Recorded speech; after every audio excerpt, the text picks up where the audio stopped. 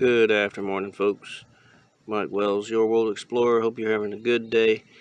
This is what's left of our cabbage. Now, we gave it a try in the understory location in a raised bed with no fertilizers, no organic soil, none of that stuff.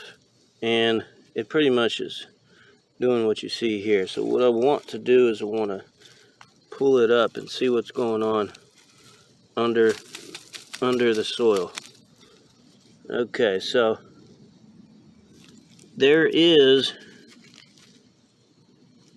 evidence that something was boring into the stem here. So something was chewing on this and probably is responsible for killing it.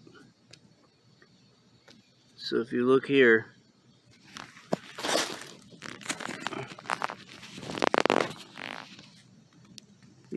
you see something was chewing on it.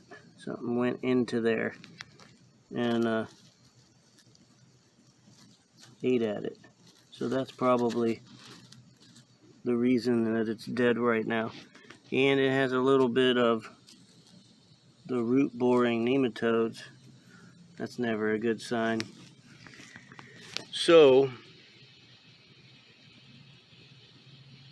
we may not be able to grow cabbage in these conditions.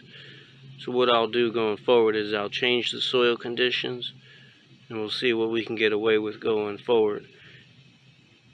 Thanks for watching. Don't forget to like and subscribe, as that helps us grow the channel.